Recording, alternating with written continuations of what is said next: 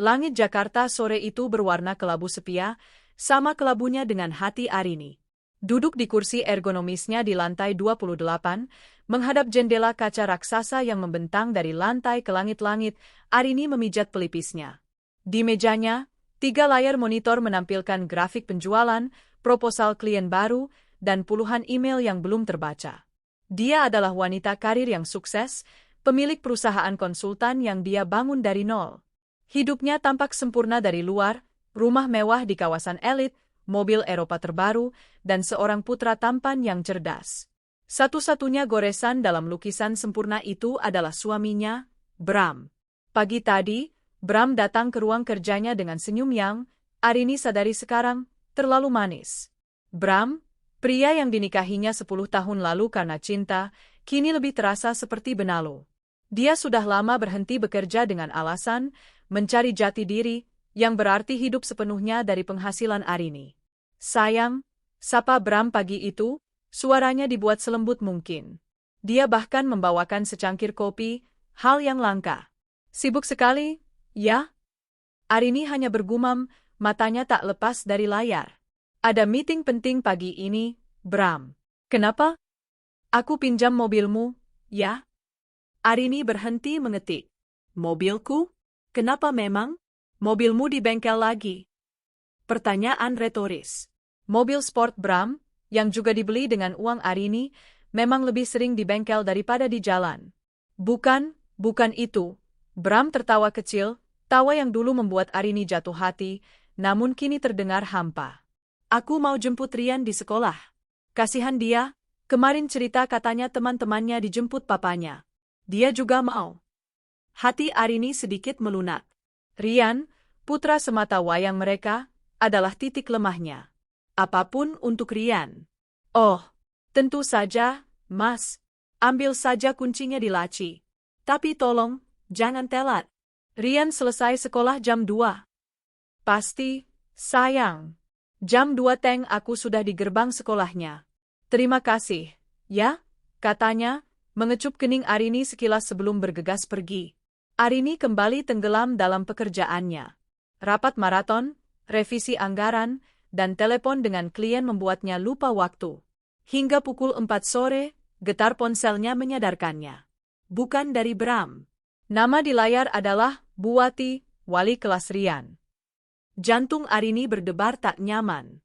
Halo, Buati? Ada apa? Selamat sore, Bu Arin. Maaf mengganggu. Ini, Rian masih di sekolah, Bu. Sendirian. Darah serasa surut dari wajah Arini. Apa? Sendirian? Tapi suami saya bilang mau menjemput. Dari tadi kami tunggu, Bu. Tapi tidak ada yang datang. Sekolah sudah mau tutup, satpam dan guru-guru semua sudah mau pulang. Kasihan Rian, dari tadi menangis terus di pos satpam. Khawatir tidak dijemput, Bu. Apa Ibu bisa segera ke sini? Napas Arini tercekat. Ya, Tuhan, maaf, Bu. Saya segera ke sana sekarang. Tolong tenangkan Rian sebentar, Bu. Saya janji. Arini menyambar tasnya, berlari keluar ruangannya, mengabaikan tatapan bingung sekretarisnya. Batalkan semua jadwal saya sore ini, serunya sambil menekan tombol lift. Pikirannya kalut. Di mana Bram? Kenapa dia tidak menjemput Rian?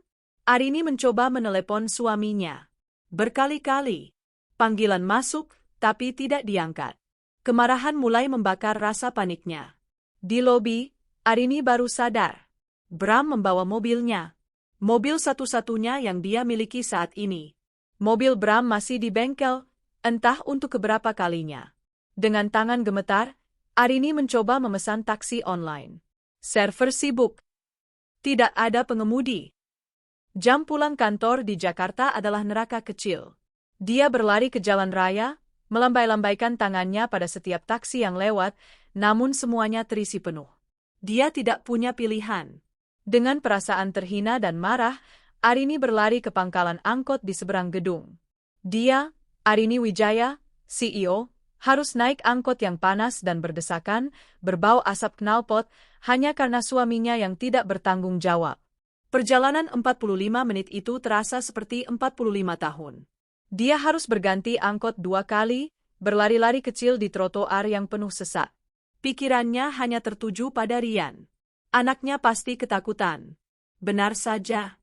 Saat Arini tiba di gerbang sekolah yang sudah sepi, dia melihat Rian, mungil, duduk di bangku pos satpam, memeluk tas ranselnya. Wajahnya basah oleh air mata. "Ma?" Rian berlari dan menubruknya, tangisnya pecah seketika. Rian takut. Rian kira mama lupa. "Papa mana, Arini memeluk putranya erat, menahan air matanya sendiri. "Mama di sini, sayang. Mama nggak akan pernah lupa sama Rian." "Hah? Papa mungkin ada urusan mendadak. Kita pulang, ya." Buati dan seorang satpam menatap mereka dengan iba. Arini hanya bisa mengangguk singkat, mengucapkan terima kasih, dan menggandeng Rian pergi. Dia harus kembali naik angkot, kali ini sambil memangku putranya yang kelelahan dan akhirnya tertidur di bahunya. Tiba di rumah megah mereka, suasana terasa ganjil.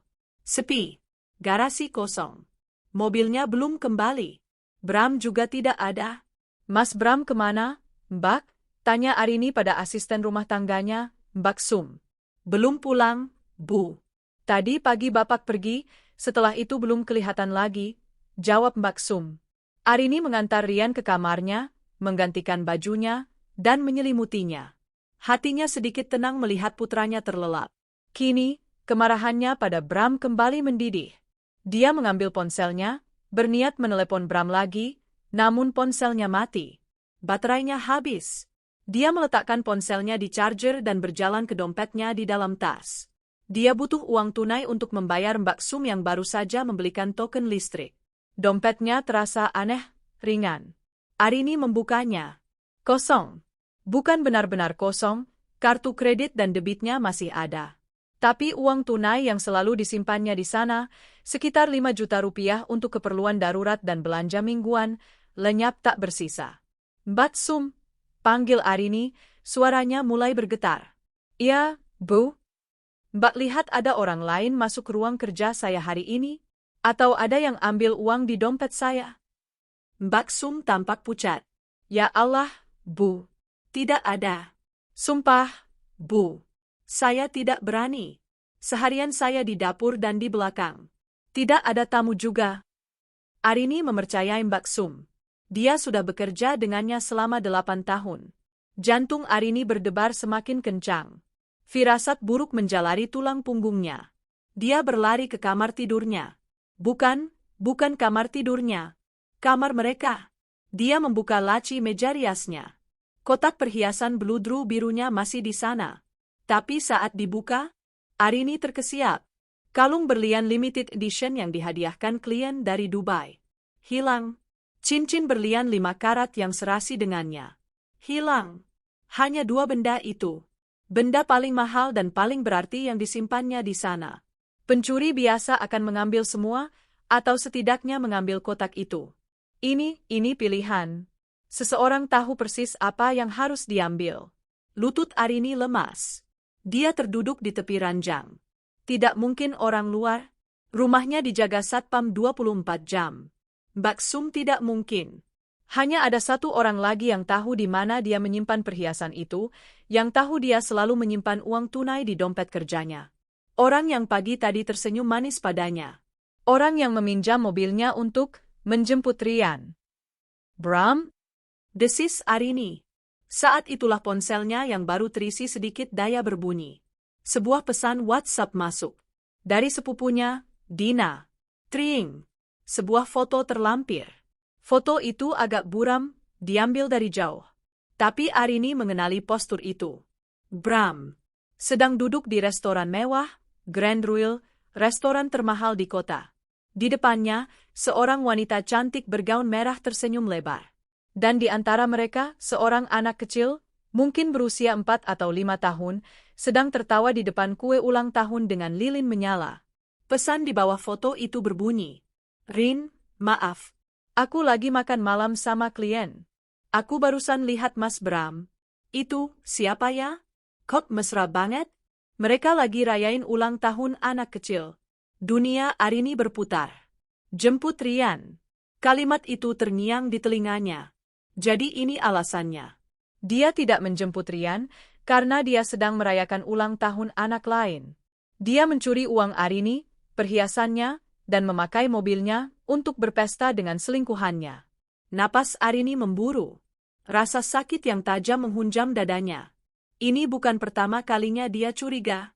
Tapi ini adalah bukti yang tak terbantahkan. Pengkhianatan ini terlalu dalam, terlalu nyata. Getar ponsel kedua. Pesan lain masuk. Kali ini dari seorang teman sosialitanya yang kebetulan berada di restoran yang sama. Rin, Oemi, aku lihat suamimu di Grand Royal. Gila, dia barusan kasih cincin berlian besar banget ke cewek lain. Di depan umum. Romantis gila mereka. Aku kirim videonya ya. Dan video singkat itu masuk. Menampilkan suaminya, Bram, memasangkan cincinnya, cincin berlian 5 karat milik Arini, ke jari wanita itu, yang tertawa dan menciumnya dengan mesra. Cukup.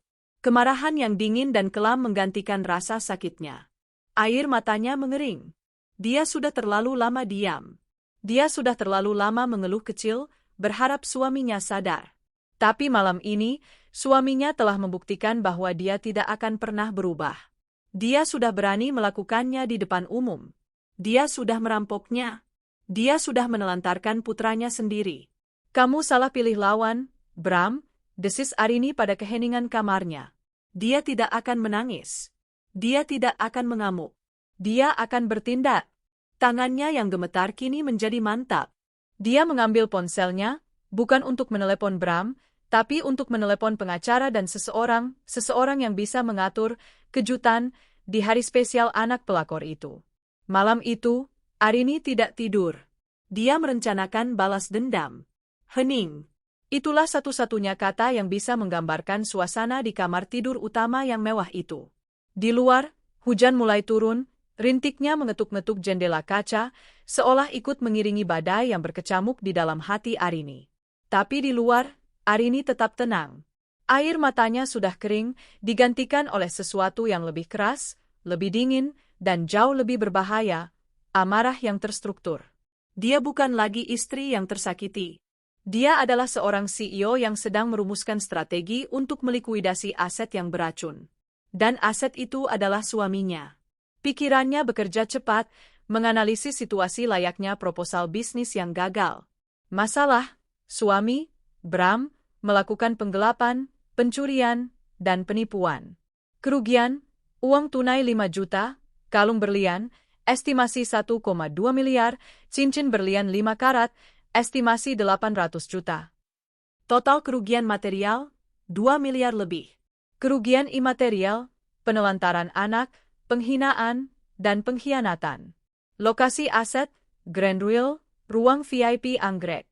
Tujuan, 1. Mengembalikan aset. 2. Menegakkan hukum. 3. Memulai proses perceraian dengan posisi tawar tertinggi. Dia menarik napas panjang, menstabilkan suaranya. Getaran di tangannya sudah berhenti. Dia mengambil ponselnya. Ada 2 panggilan yang harus dia lakukan.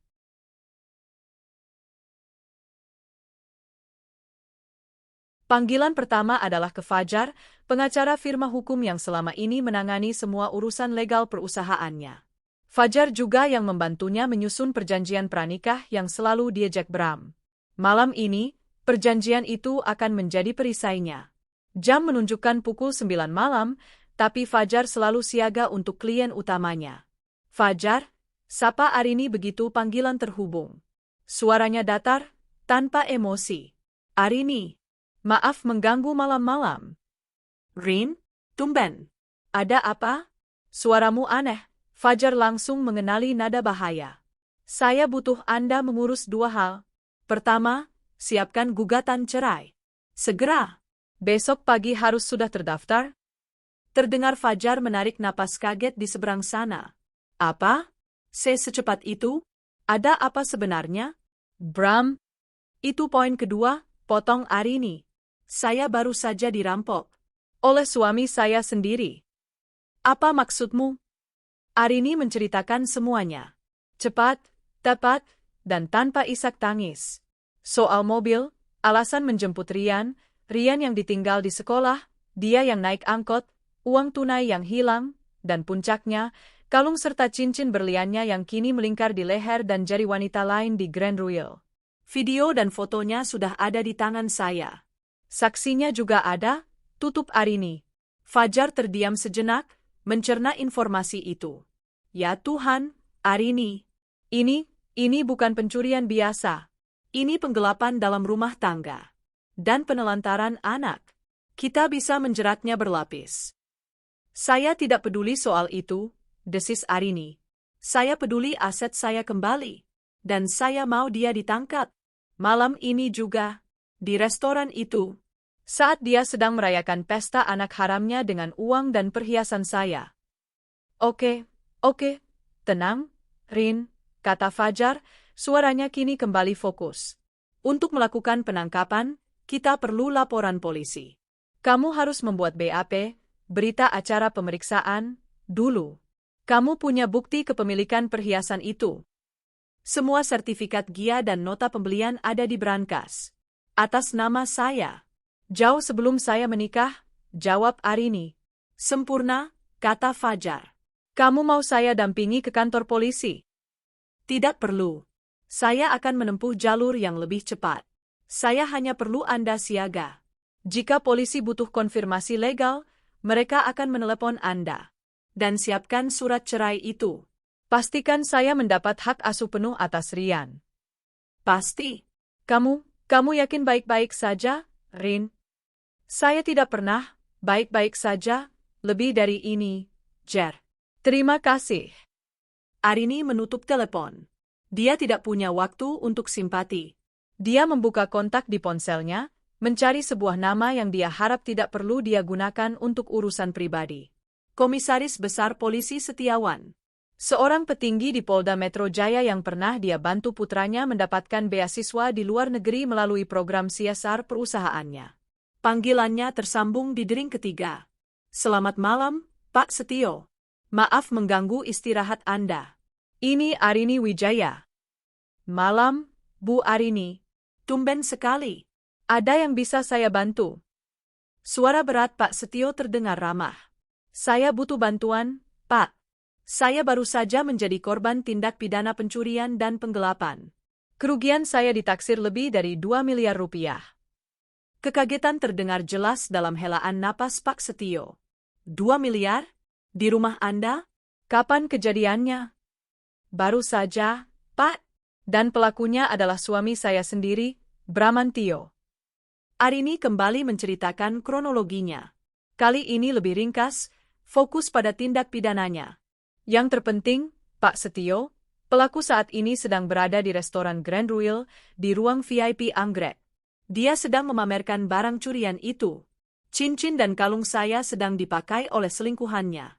Ini adalah kesempatan emas untuk melakukan tangkap basah. Ini adalah umpan yang tidak mungkin ditolak oleh polisi. Kasus besar, bukti kuat, dan pelaku ada di tempat. Saya mengerti, Bu Arini. Suara Pak Setio kini serius dan tegas. Ini penipuan dan penggelapan. Saya akan kirimkan tim reskrim terbaik saya ke rumah Ibu sekarang juga untuk mengambil BAP resmi dan bukti-bukti awal. Tolong siapkan semua sertifikat dan video yang Ibu sebutkan. Setelah BAP ditandatangani, tim saya akan langsung meluncur ke TKP. Ibu tetap di rumah. Biar kami yang urus. Terima kasih, Pak. Saya tunggu. Telepon ditutup. Arini bergerak seperti mesin. Dia berjalan ke ruang kerjanya, membuka brankas tersembunyi di balik lukisan. Dia mengeluarkan map kulit berisi sertifikat berlian, lengkap dengan nota pembelian dari butik perhiasan ternama. Dia menyalakan laptopnya, mengunduh foto dan video dari ponsel sepupu serta temannya, menyimpannya ke dalam sebuah flash drive. Dia juga mengambil tablet Rian. Membuka galeri. Mencari foto-foto Rian di sekolah. Foto saat Rian menangis memeluknya sore tadi di pos Satpam, yang diam-diam dia ambil saat Rian sudah sedikit tenang. Dia menyimpannya juga. Ini bukan untuk polisi. Ini untuk Bram. Kurang dari 30 menit, 2 orang pria berjaket kulit, perawakan tegap, tiba di rumahnya. Tim reskrim. Mereka bekerja cepat dan profesional. Arini menyerahkan semua bukti. Semua bukti lengkap, Bu. Sertifikat ini tak terbantahkan. Video ini juga memperkuat dugaan bahwa pelaku sedang pamer barang hasil kejahatan, kata detektif yang memimpin. Suami saya menelantarkan anak saya di sekolah untuk melakukan ini, kata Arini pelan, suaranya dingin. Mobil saya juga dia bawa. Kami akan tambahkan itu dalam laporan, Bu. Penelantaran anak dan pencurian kendaraan. Pelaku bisa dijerat pasal berlapis. Kami akan segera bergerak ke Grand Ruil. Saat kedua detektif itu hendak pamit, Arini menghentikan mereka. Tunggu sebentar. Dia mengambil ponselnya lagi. Panggilan ketiga. Halo, Rudy? Arini. Saya butuh tim surveillance terbaikmu. Sekarang.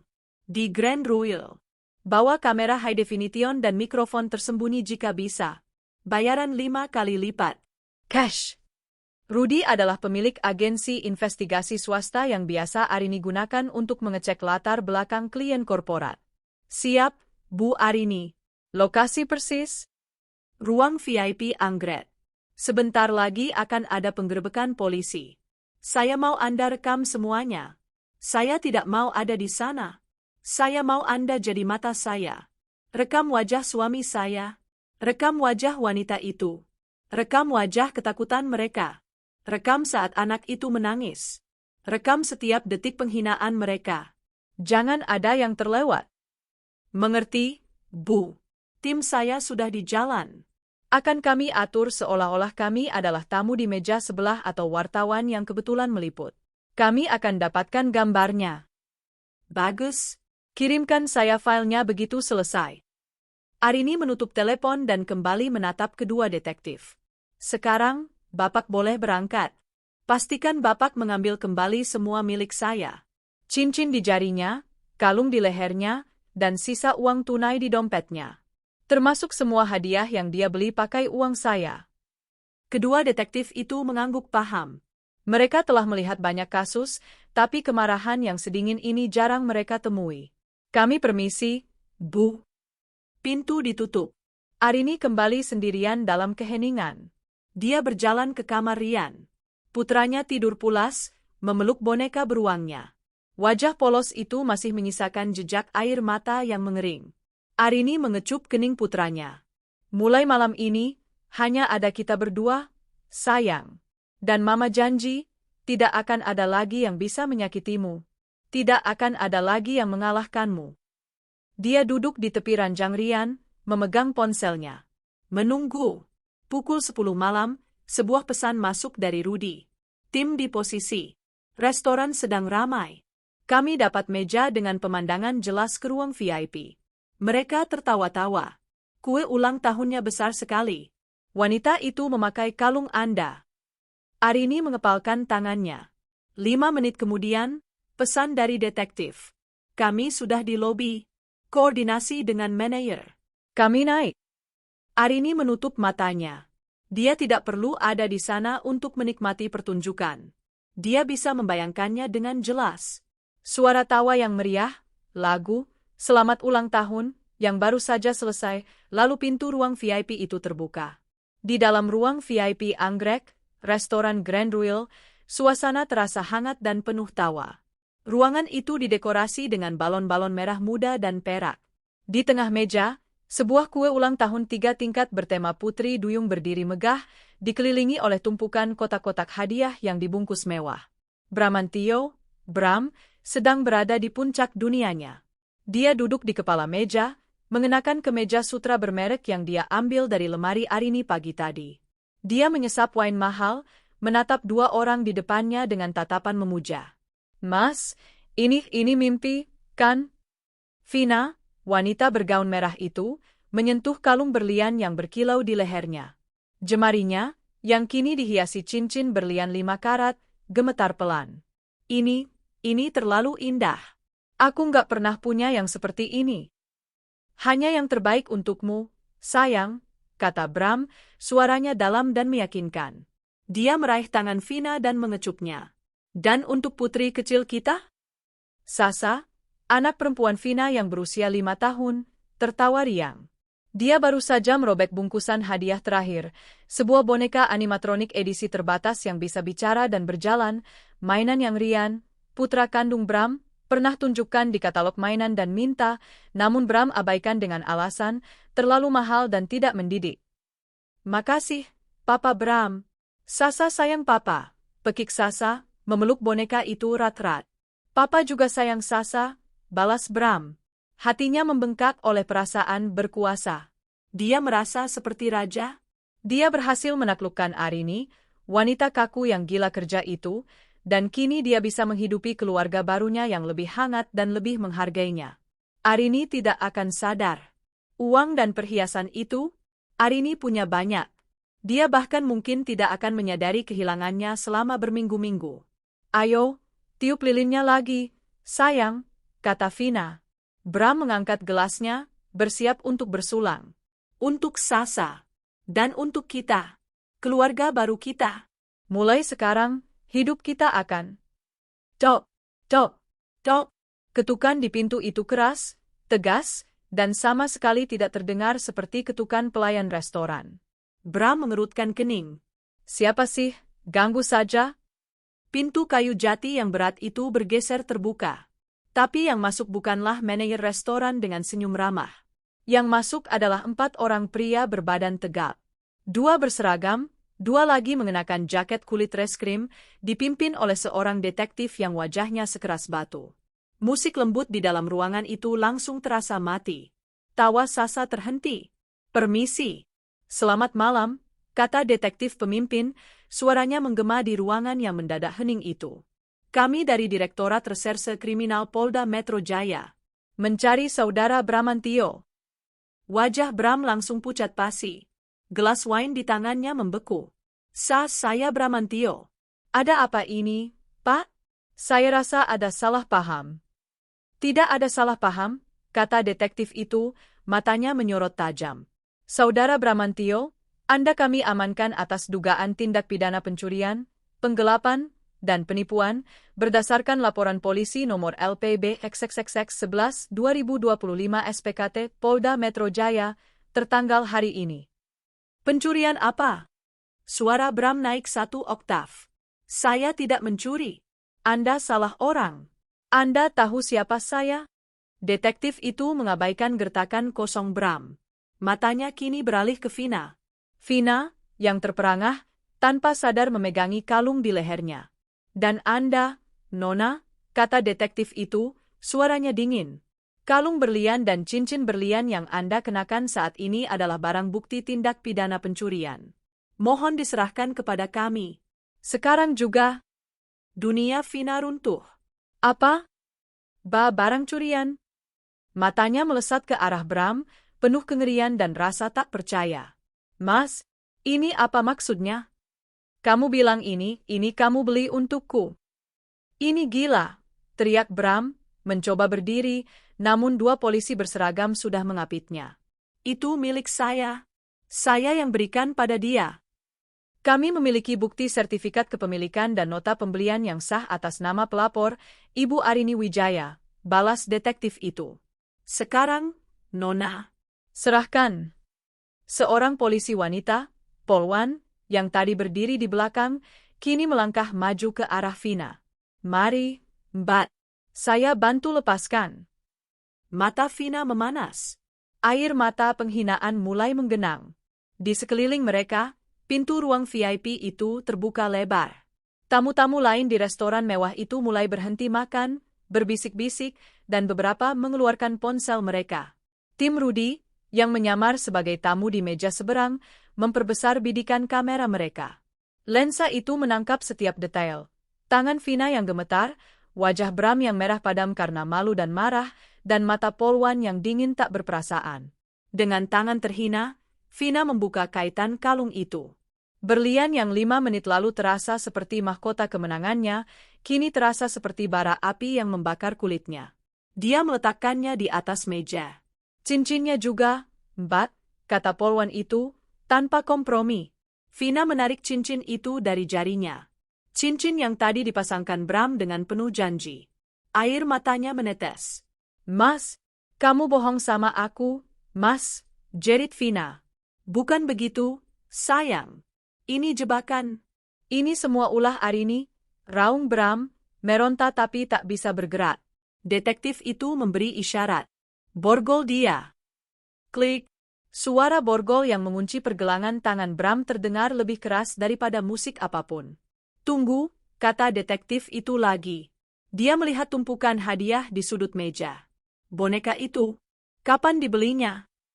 Tadi siang, isak Vina. Saudara Bramantio juga dilaporkan mengambil uang tunai 5 juta rupiah, kata detektif itu, menatap Bram. Dompet Anda. Polisi mengambil dompet Bram. Di dalamnya, tersisa uang tunai sekitar 2 juta rupiah. Kami sita sisa uang ini. Dan semua hadiah yang dibeli hari ini dengan menggunakan uang hasil kejahatan juga kami sita sebagai barang bukti. Saat itulah Sasa, yang sejak tadi diam ketakutan, akhirnya meledak. Ketika seorang petugas mengambil boneka Putri Duyung edisi terbatas itu dari pelukannya, anak itu menjerit sejadi-jadinya. Jangan, itu punya Papa. Jahat, kembalikan boneka Sasa. Sasa menangis meraung-raung, suaranya melengking memilukan, memecah keheningan restoran. Dia berguling-guling di lantai, menendang-nendang. Pemandangan itu, seorang anak yang menangis histeris, seorang wanita yang perhiasannya dilucuti, dan seorang pria yang diborgol, menjadi tontonan utama di Grand Ruil malam itu. Anda bisa telepon pengacara Anda dari kantor polisi.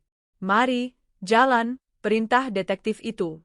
Bram digiring keluar dari ruang VIP, melewati lorong restoran yang penuh dengan tatapan mencemooh dan kamera ponsel yang menyala. Wajahnya, yang tadi dipenuhi kesombongan, kini tertunduk dalam kehinaan tertinggi.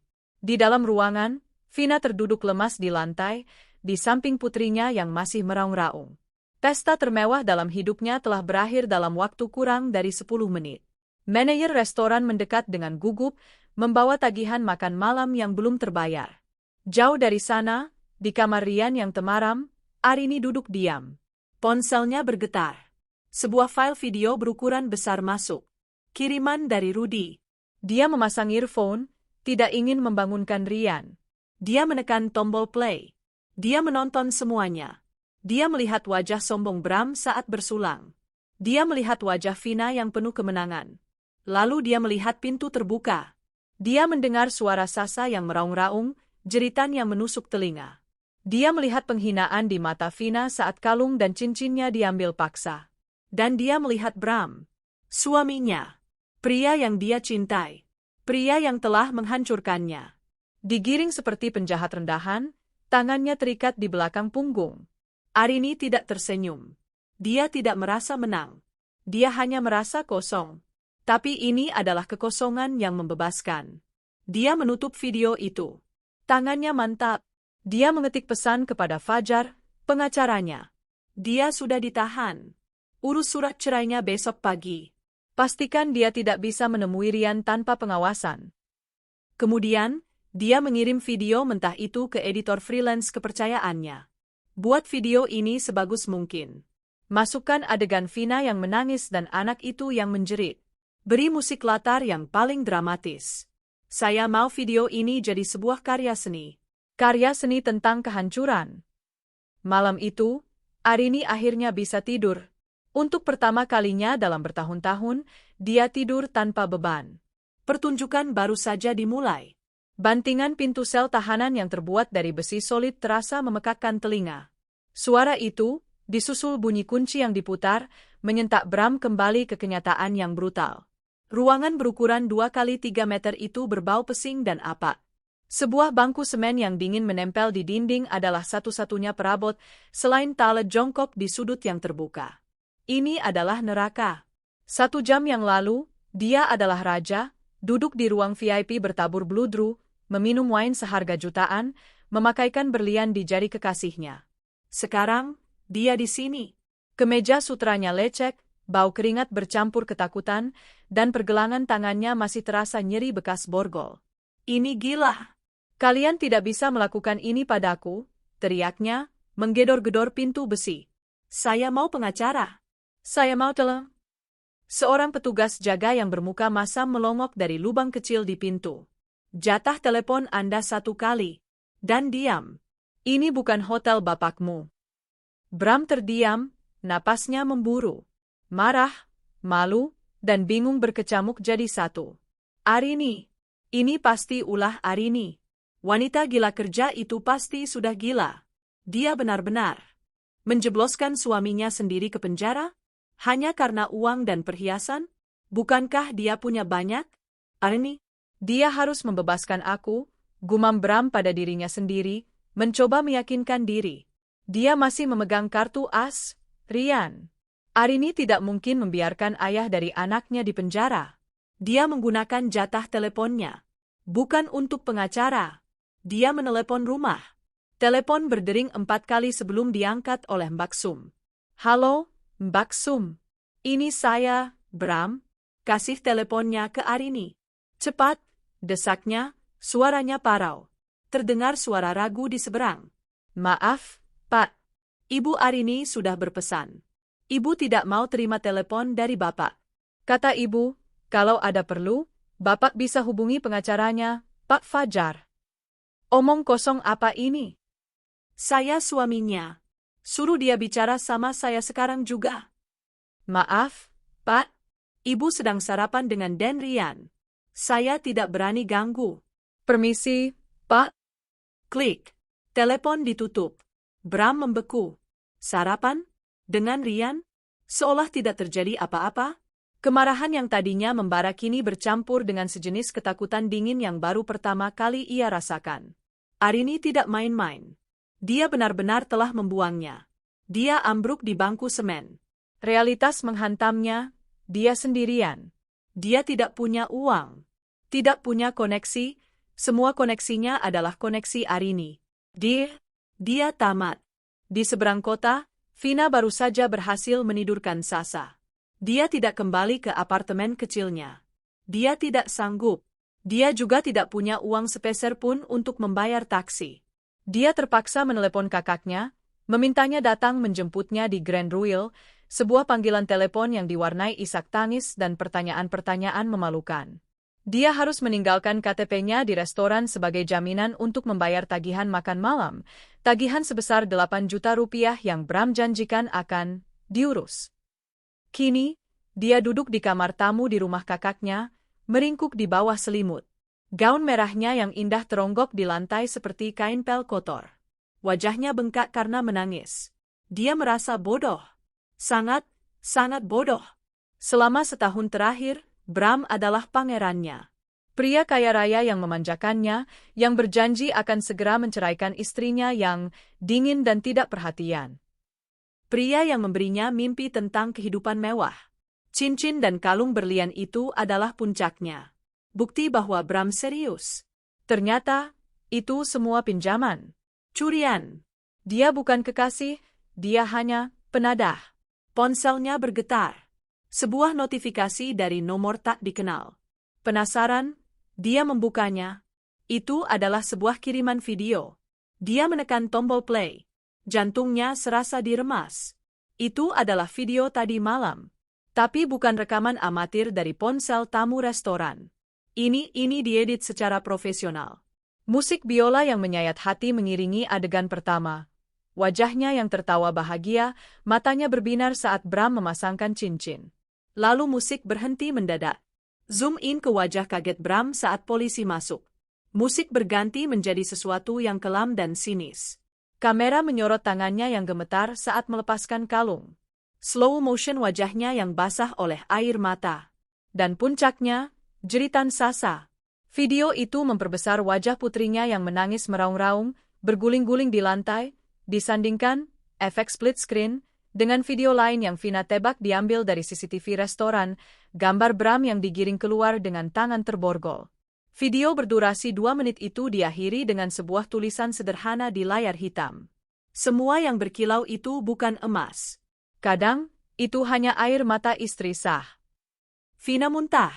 Dia berlari ke kamar mandi dan memuntahkan semua wine mahal dan makanan lezat yang tadi malam dinikmatinya. Ini adalah penghinaan yang paling brutal. Siapapun yang mengirim ini, dan dia tahu persis siapa orangnya, tidak hanya ingin menghancurkan Bram. Dia ingin menghancurkannya. Ponselnya bergetar lagi. Pesan dari nomor yang sama. Tagihan di Grand Royal sudah kulunasi. Anggap saja itu bayaran untuk peranmu di film Pendeku. Jangan pernah hubungi suamiku lagi. Vina menangis. Bukan tangis sedih, tapi tangis kemarahan dan ketakutan. Dia salah besar telah bermain api dengan wanita seperti Arini. Di penthouse-nya, Arini menyesap smoothie hijaunya. Dia sudah selesai yoga, bermeditasi, dan membangunkan Rian dengan ciuman. Pagi itu, dia duduk berdua dengan Rian di meja makan. Tidak ada raut kesedihan di wajahnya. Hanya ada ketegasan yang lembut. Rian, sayang, Mama perlu bicara, katanya, mengusap rambut putranya. Rian, yang sedang mengunyah sereal, menatapnya. Papa mana, Ma? Papa belum pulang, ya? Papa sedang pergi. Pergi cukup lama.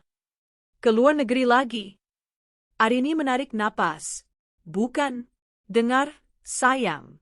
Papa melakukan kesalahan. Kesalahan yang sangat besar. Seperti kalau Rian mengambil mainan teman tanpa izin, tapi ini jauh lebih besar. Papa mengambil sesuatu milik Mama tanpa izin. Dan Papa berbohong. Mata Rian membulat. Papa mencuri. Hati Arini teriris, tapi dia harus jujur. Ya, sayang, sesuatu seperti itu. Dan karena perbuatannya, Papa harus tinggal di tempat khusus untuk sementara, untuk belajar jadi orang yang lebih baik. Seperti time out, tapi untuk orang dewasa. Papa di penjara, ya, Ma? Kayak di film? Arini mengangguk pelan. Ya. Rian terdiam. Dia tidak menangis. Dia hanya menatap mangkuk serealnya. Papa jahat ya? Papa sedang bingung, sayang, kata Arini, memilih kata-katanya dengan hati-hati. Tapi yang perlu Rian tahu, Mama sayang sekali sama Rian. Dan Mama akan selalu ada di sini untuk Rian. Mulai sekarang, hanya ada kita berdua, dan itu cukup. Rian mengangguk. Rian juga sayang Mama. Enggak apa-apa, Ma. Yang penting ada Mama. Papa kan juga enggak jemput Rian kemarin. Hati Arini menghangat sekaligus perih.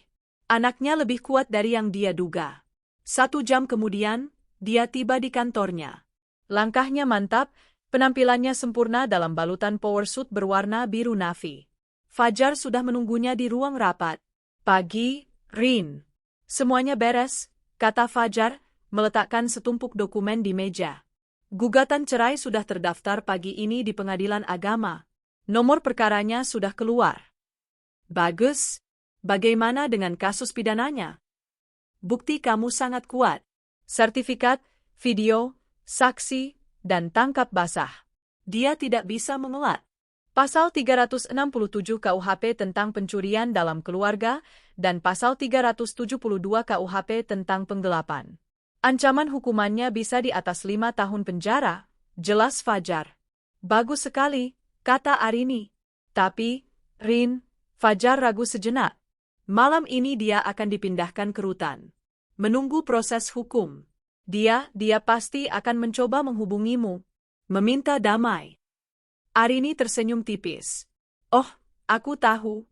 Karena itu aku sudah menyiapkan sesuatu untuk menyambutnya di sana. Ponsel Arini bergetar. Pesan dari editornya. Video final sudah jadi, Bu. Saya kirimkan linknya. Musiknya saya pakai, Requiem for a Dream. Semoga suka. Arini membuka link itu. Menonton karya seni yang dia pesan.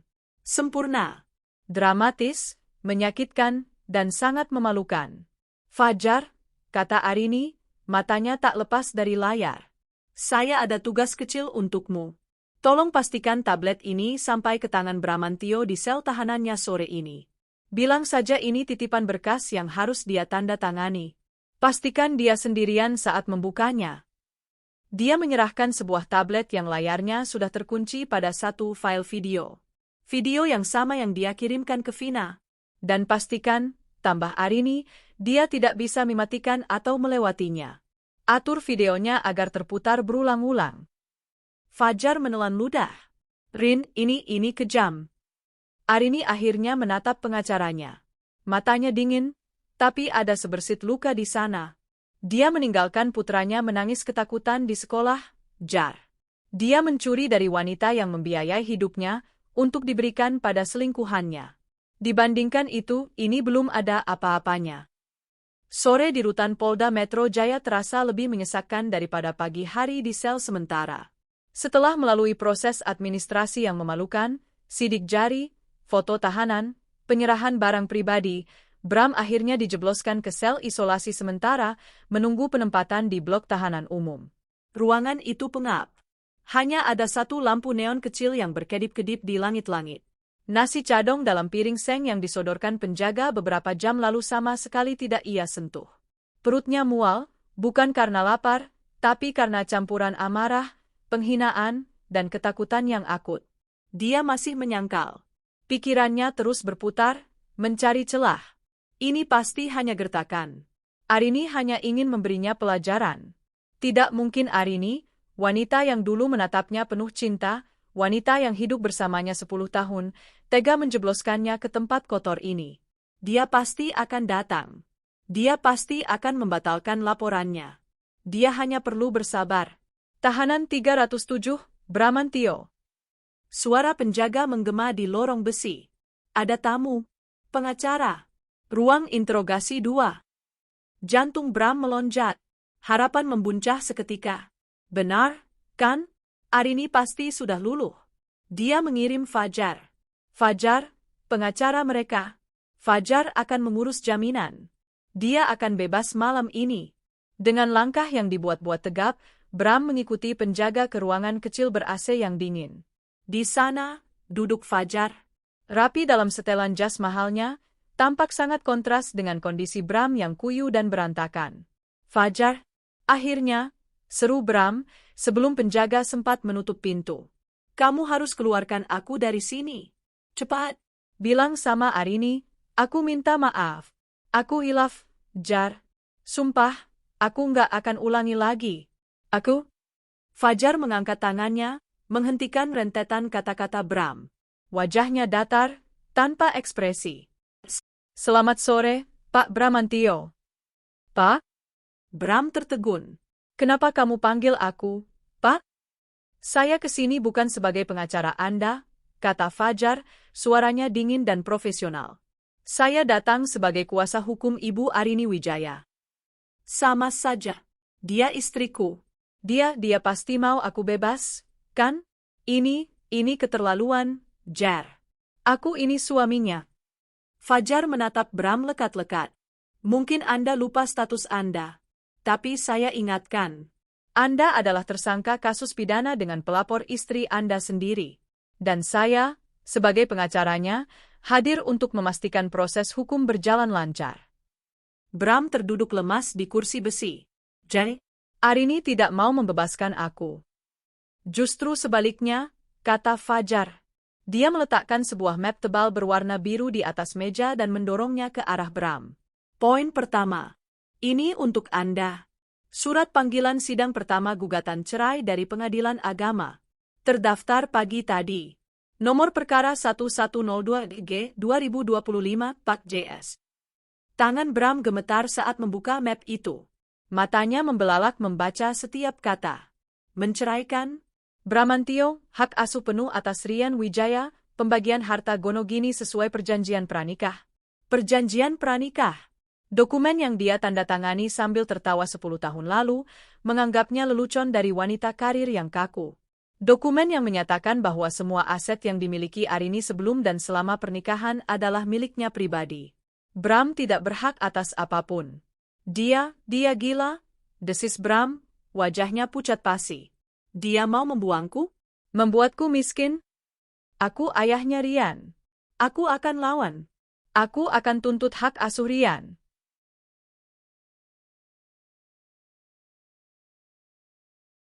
Silakan, jawab Fajar tenang. Tapi saya ragu seorang ayah yang menelantarkan anaknya di sekolah untuk berpesta dengan selingkuhan dan kemudian dipenjara karena mencuri dari istrinya sendiri, akan memiliki posisi tawar yang kuat di pengadilan. Itu membawa kita ke poin kedua. Fajar mengeluarkan sesuatu yang lain dari tas kerjanya. Sebuah tablet berwarna hitam. Apalagi ini? Tanya Bram curiga. Titipan khusus dari Ibu Arini. Beliau ingin Anda menonton ini. Katanya, agar Anda tidak kesepian di sel. Anggap saja ini teman baru Anda. Fajar meletakkan tablet itu di meja. Bram menatap benda itu dengan ragu. Dengan perasaan campur aduk, dia menyentuh layar. Tablet itu tidak terkunci. Hanya ada satu file video di tengah layar. Dia menekan tombol play. Musik biola yang kelam dan menyayat, Requiem for a Dream, mengalun pelan dari speaker tablet. Layar menampilkan adegan di Grand Royal. Wajah Vina yang tertawa manja. Wajah Sasa yang bertepuk tangan. Dan wajahnya sendiri, wajah sombongnya saat mengangkat gelas wine. Kamera menyorot slow motion saat dia memasangkan cincin berlian, cincin Arini, ke jari Vina. Kurang ajar? Desis Bram. Lalu, musik berhenti. Adegan berganti. Pintu terbuka. Polisi masuk. Musik kembali menghentak, lebih cepat, lebih sinis. Bram menonton dengan ngeri. Dia melihat wajah kagetnya sendiri. Dia melihat wajah Vina yang pucat pasi. Dia melihat Polwan melucuti kalung dan cincin Vina. Dia melihat semua hadiah disita. Dan kemudian jeritan Sasa. Video itu menyorot wajah anak kecil yang menangis meraung-raung, bergulingan di lantai, suaranya melengking memenuhi ruangan. Adegan itu disandingkan dengan split screen yang menampilkan dirinya digiring keluar dengan tangan terborgol, wajahnya tertunduk malu. Video berdurasi 2 menit itu berakhir dengan tulisan, "Semua yang berkilau itu bukan emas. Kadang, itu hanya air mata istri sah." Layar menjadi hitam. Bram bernapas terengah-engah. Ini adalah rekaman penghinaan totalnya. Lalu video itu terputar lagi. Dari awal. Musik biola yang menyayat itu kembali terdengar. Matikan. Matikan benda ini. Bram panik. Dia menekan tombol power. Tidak berfungsi. Dia menekan tombol volume. Tidak berfungsi. Dia mencoba keluar ke menu utama. Tidak bisa. Video itu terkunci untuk terus berputar. Looping. Apa ini? Fajar berdiri, merapikan jasnya. Sudah diatur khusus oleh teknisi Ibu Arini. Tidak bisa dimatikan. Tidak bisa di-pause. Tidak bisa dikecilkan suaranya. Baterainya juga sudah dimodifikasi untuk tahan 48 jam non-stop. Enggak. Ambil ini. Aku nggak mau lihat, teriak Bram. Petugas akan mengantarkan Anda kembali ke sel. Bersama tablet ini, kata Fajar. Oh, satu hal lagi. Ibu Arini berpesan. Beliau sudah melunasi tagihan makan malam Anda dan Nona Vina di Grand Royal. Beliau juga mengirimkan video yang sama ke Nona Vina. Ibu Arini orang yang sangat teliti. Arini? Dia iblis? Rintih Bram. Dia istri yang Anda hianati, koreksi Fajar. Permisi. Sampai jumpa di pengadilan. Fajar keluar. Penjaga masuk. Waktu habis. Bawa barangmu. Kembali di dalam sel yang pengap. Bram dilempar masuk. Tablet itu dilempar bersamanya, mendarat di bangku semen. Musik, Requiem, itu kembali mengalun. Wajah Vina yang tertawa. Jeritan Sasa. Suara borgol. Berputar. Dan berputar lagi. Bram menutup telinganya dengan kedua tangan, tapi suara melengking Sasa dan musik yang menusuk itu terlalu keras. Bergema di dinding semen sel yang sempit. Dia melempar tablet itu ke dinding. Benda itu terbanting keras. Layarnya retak seperti sarang laba-laba. Tapi video itu tetap menyala. Suaranya tetap bergaung. Tidak. Markan. Tolong. Siakhon. Marah. Bram meraung. Bukan raungan marah. Tapi raungan putus asa seorang pria yang hancur. Dia meringkuk di sudut terjauh dari tablet itu, memeluk lututnya, berguncang hebat. Arini benar. Dia tidak kesepian. Dia kini ditemani oleh rekaman kehancurannya sendiri yang akan berputar tanpa henti sepanjang malam. 3 hari. Selama 3 hari, Vina bersembunyi di kamar tamu di rumah kakaknya, Mita. 3 hari Sasa, putrinya, terus-menerus merengek, menanyakan boneka putri duyungnya yang disita dan kapan Papa Bram akan datang lagi. Vina tidak punya jawaban. Dia mematikan ponselnya, terlalu takut untuk melihat video siksaan yang dikirimkan Arini. Dia mencoba meyakinkan dirinya sendiri bahwa ini adalah masalah pribadi, badai kecil yang akan berlalu. Pada hari keempat, kehabisan baju ganti, dia terpaksa memberanikan diri. "Mbak, aku pinjam bajumu, ya? Aku mau pulang ke apartemen, ambil baju-bajuku dan Sasa," pinta Vina pelan. Mita, kakaknya, menatapnya dengan pandangan yang sulit diartikan. Campuran antara iba dan jengkel. "Yakin kamu mau keluar sekarang?" "Kenapa memang?" Ini kan urusan pribadiku sama Mas Bram dan istrinya," kata Vina, suaranya defensif. Mita tidak berkata apa-apa. Dia hanya menyalakan televisi di ruang tamu, membukanya ke sebuah program infotainment pagi yang sedang hits. Jantung Vina serasa berhenti berdetak. Di layar, terpampang jelas footage yang diambil dari video Arini. Wajahnya yang menangis, Sasa yang menjerit-jerit, dan Bram yang digiring dengan tangan terborgol. Video itu disensor di beberapa bagian, tapi narasi dari pembawa acara gosip itu lebih tajam dari silet. Diduga menjadi simpanan seorang pengusaha, wanita berinisial V ini harus menelan malu saat pesta ulang tahun mewah untuk putrinya digerebek polisi. Perhiasan berlian miliaran rupiah yang dikenakannya ternyata adalah barang curian milik istri sah sang pengusaha. "Ya Tuhan!" Vina terhuyung mundur, tangannya menutup mulut. "Itu ada di semua akun gosip, Vin," kata Mita, suaranya dingin. "Semua orang di kompleks ini sudah nonton. Kamu sekarang pelakor Grand Reel. Ibu-ibu arisan dari kemarin nggak berhenti menggunjingkan kamu di grup WhatsApp." Saat itulah bel rumah berbunyi.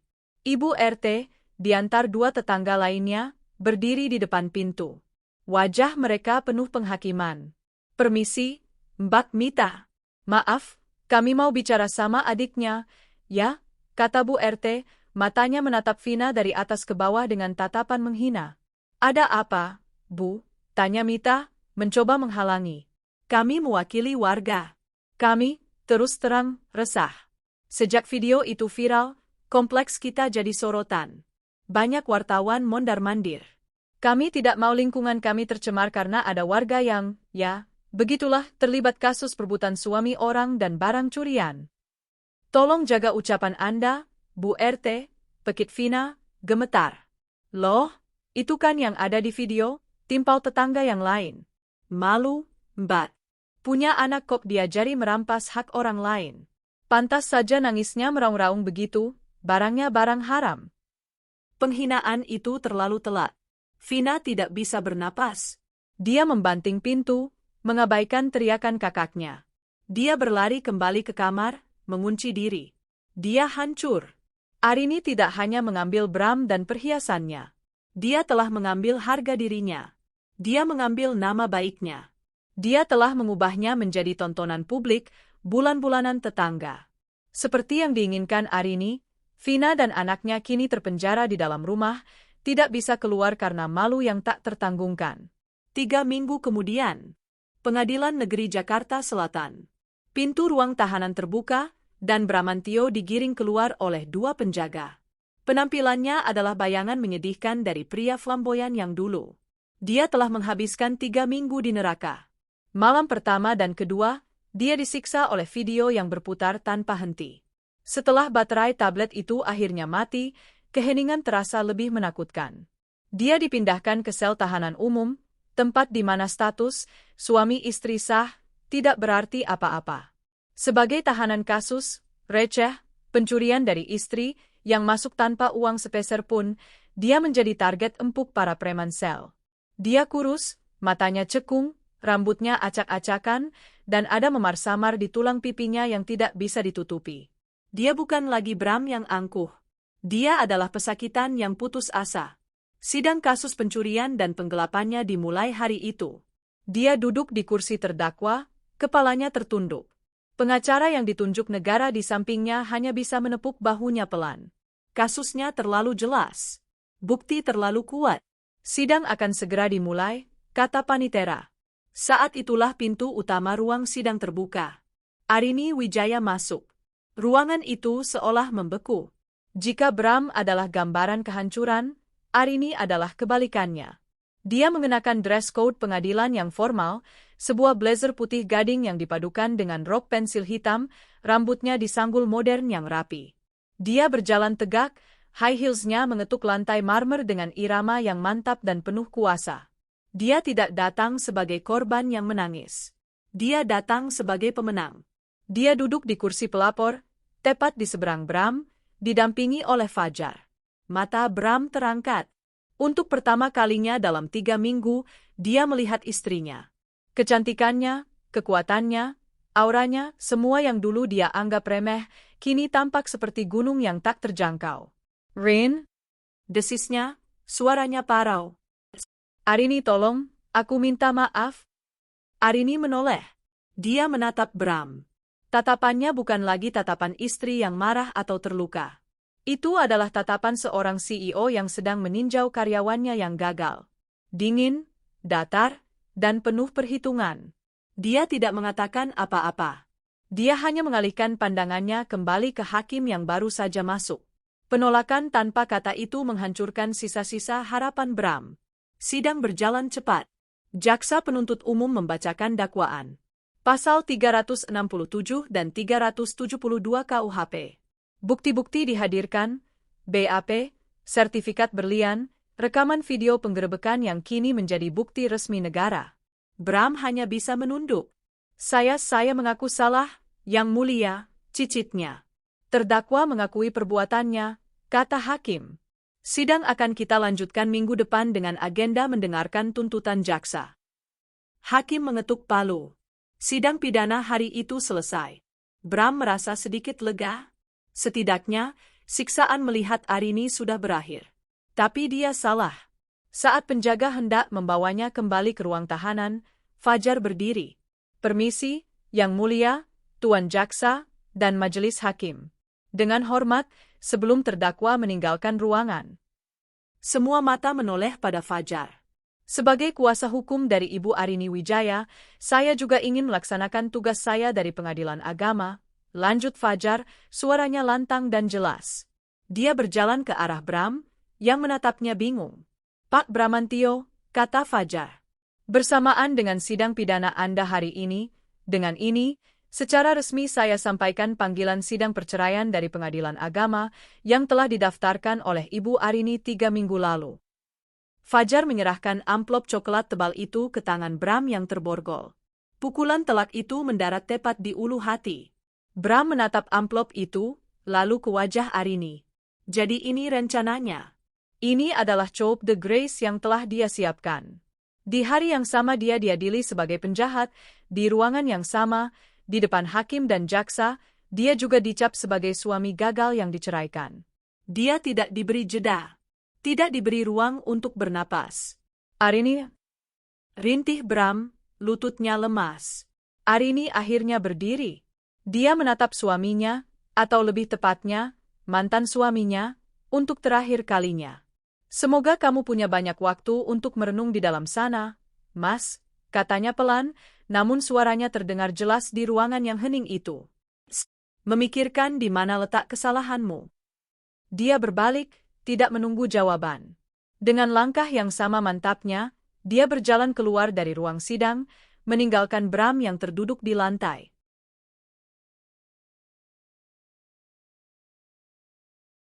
Memegang surat cerainya, hancur berkeping-keping di bawah tatapan mata seluruh isi ruang pengadilan. 6 bulan telah berlalu sejak hari di pengadilan itu. 6 bulan sejak Bramantio menatap Arini dengan putus asa, memegang surat panggilan cerai di satu tangan dan menghadapi dakwaan pidana di tangan lainnya.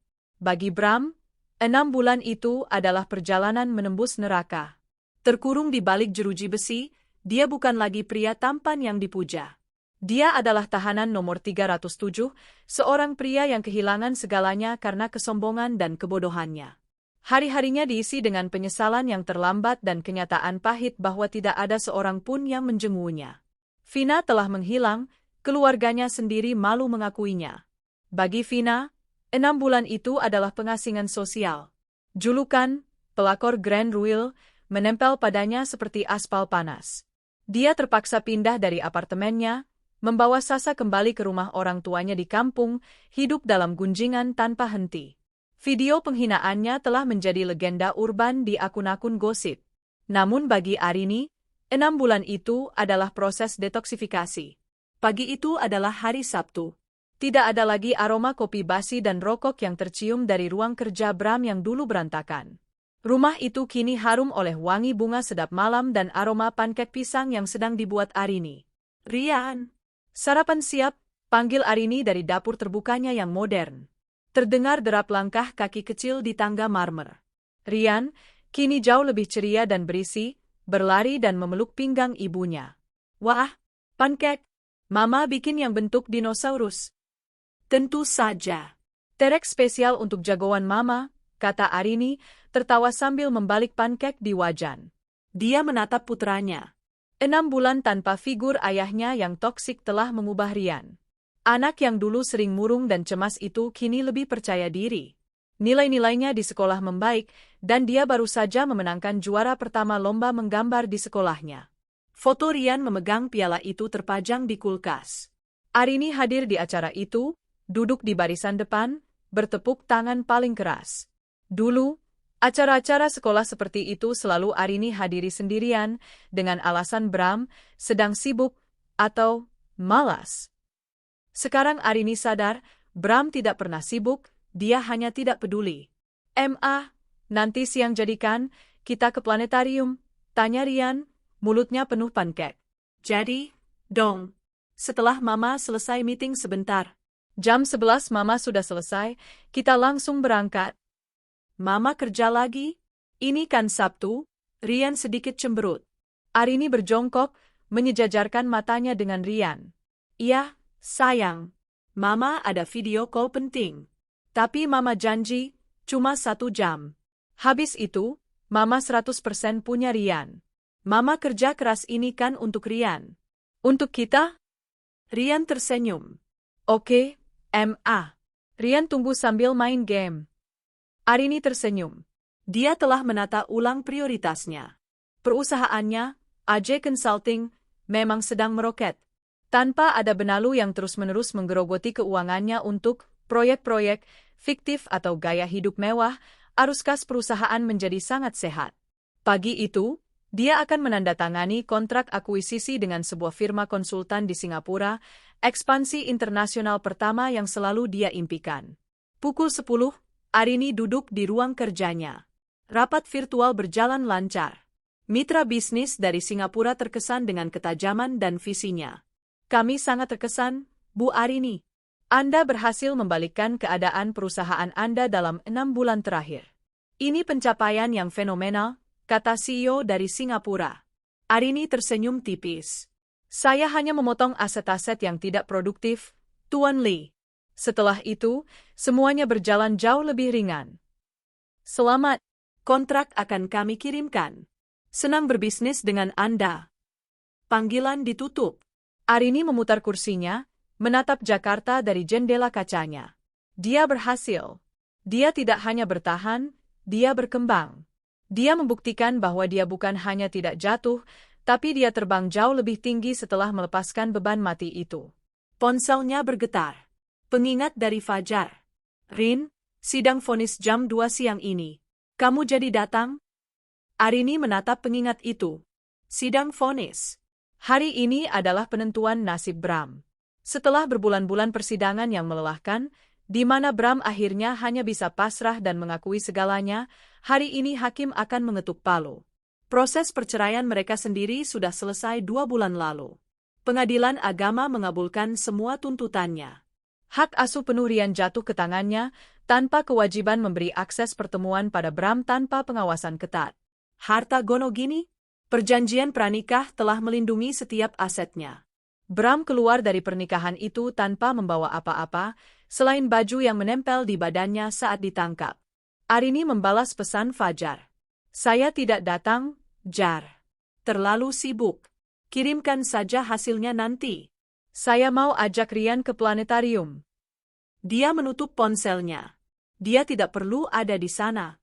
Mendengar Bram divonis tidak akan memberinya kepuasan lebih.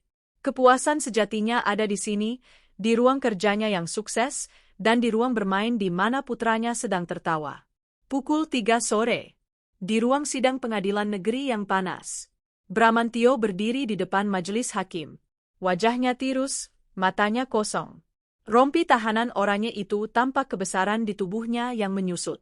Dia mencari-cari di kursi pengunjung.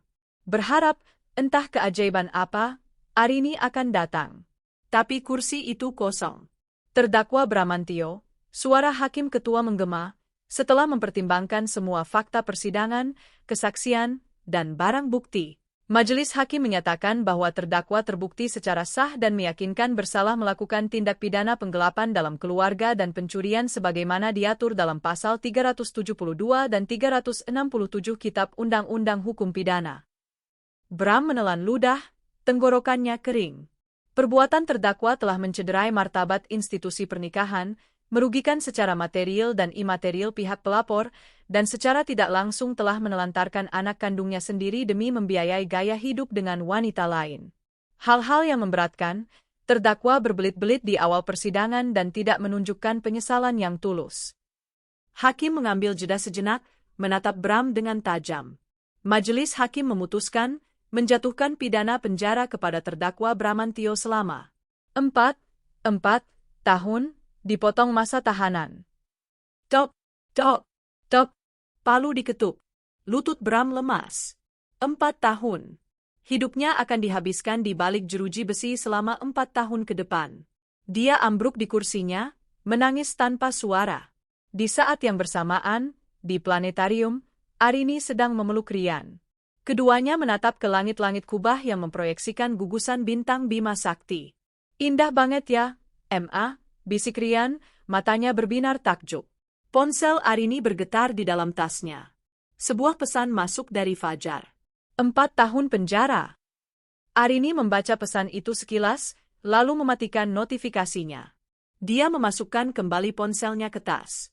Dia tersenyum, mengeratkan pelukannya pada Rian, dan mengarahkan pandangannya kembali ke bintang-bintang. Iya, sayang, bisik Arini. Indah sekali. Dia telah melepaskan lubang hitam yang hampir menelannya. Kini, dia dan putranya siap menjelajahi galaksi mereka sendiri. 4 tahun. 4 musim semi, 4 musim kemarau telah berlalu. Di dalam tembok penjara Cipinang, 4 tahun terasa seperti 4 dekade. Bagi dunia luar, itu adalah sekejap mata. Pagi itu, gerbang besi yang berkarat itu berdecit terbuka. Seorang pria melangkah keluar, menyipitkan matanya pada silaunya matahari pagi yang tidak terbiasa ia lihat. Dia tidak lagi mengenakan rompi oranye. Dia mengenakan kemeja pudar dan celana bahan yang kini kebesaran, pakaian yang sama yang dia kenakan saat pertama kali masuk, dikembalikan padanya dalam sebuah kantong plastik. Ini adalah Bramantio. Tapi ini bukan Bram yang dulu. Pria yang dulu gagah, flamboyan, dan penuh pesona itu telah hilang. Yang tersisa adalah seorang pria berusia pertengahan 40-an, namun tampak 10 tahun lebih tua. Rambutnya menipis dan beruban. Kulitnya kusam, dan matanya, mata yang dulu bisa menaklukkan wanita manapun, kini kuyu, kosong, dan dipenuhi kecemasan yang permanen. Dia berdiri di luar gerbang, memegang amplop coklat berisi sisa uang, upah, kerjanya di dalam penjara. Jumlahnya tidak seberapa, mungkin cukup untuk makan 2 hari dan naik bus. Dia bebas. Tapi bebas kemana? Keluarganya telah mencoret namanya. Ayah dan ibunya menolak menjenguk, terlalu malu atas aib yang dia timbulkan. Dia mencoba menghubungi Vina dari telepon umum di dalam, tapi nomornya sudah lama tidak aktif. Dia sendirian. Benar-benar sendirian. Dia berjalan gontai ke terminal bus terdekat. Pemandangan Jakarta membuatnya pusing. Gedung-gedung baru yang berkilauan, MRT yang melintas di atas kepalanya, iklan-iklan digital raksasa. Semuanya terasa asing. Dia punya satu tujuan. Satu-satunya tempat yang dia tahu. Apartemen Vina yang lama.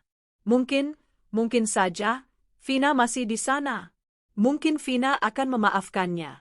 Perjalanan dengan bus kota yang panas dan sesak itu memakan waktu 1 jam. Dia tiba di gedung apartemen kelas menengah yang dulu sering dia kunjungi diam-diam. Dia melangkah ke lobi.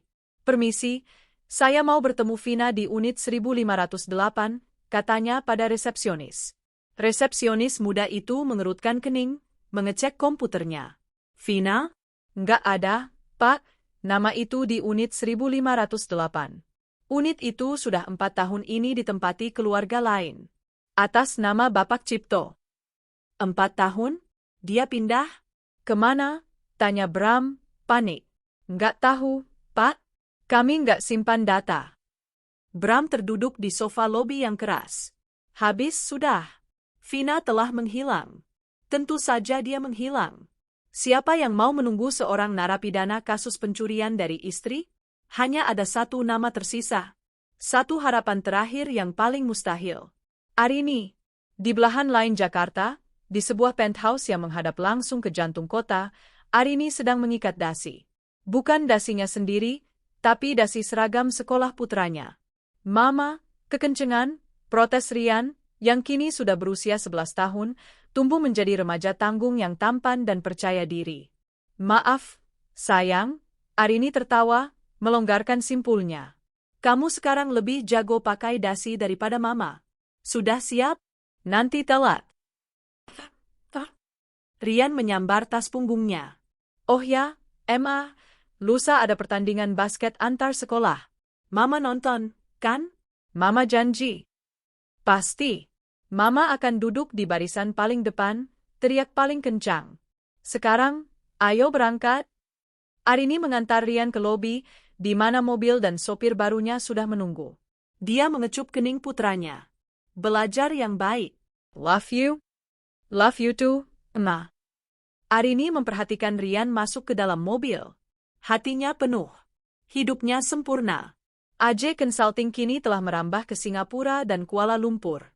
Dia adalah salah satu dari 50 wanita paling berpengaruh di Asia, versi majalah bisnis ternama. Dia membuktikan segalanya, bukan untuk orang lain, tapi untuk dirinya sendiri dan putranya. Dia tidak pernah berpacaran lagi. Bukan karena trauma, tapi karena dia tidak membutuhkannya. Fokusnya adalah Rian dan warisan yang akan dia bangun untuk putranya. Rumahnya telah dibersihkan dari semua jejak Bram. Tidak ada satu foto pun tersisa. Bagi Rian, ayahnya adalah kenangan yang sangat samar, seorang pria yang pergi jauh karena membuat kesalahan. 1 jam kemudian, Bram tiba di depan menara perkantoran AJ Consulting. Kakinya gemetar. Ini adalah gedung yang sama tempat Arini bekerja dulu. Tapi sekarang, seluruh lobi didominasi oleh logo AJC. Dia melangkah masuk. Interiornya telah berubah total. Lebih mewah, lebih modern, dengan dinding video raksasa yang menampilkan pencapaian perusahaan. Dia mendekati meja resepsionis yang dijaga 2 wanita muda yang cantik dan profesional. Selamat pagi, ada yang bisa dibantu? Sapa salah satunya. Saya mau bertemu Ibu Arini Wijaya, kata Bram, suaranya parau. Resepsionis itu menatapnya dari atas ke bawah. Penampilan Bram yang kotor, wajahnya yang kuyu, dan pakaiannya yang lusuh membuatnya tampak seperti gelandangan. Maaf, Pak. Apa sudah ada janji? Belum. Bilang saja, Bramantio. Dia kenal saya. Resepsionis itu mengetik sesuatu di komputernya.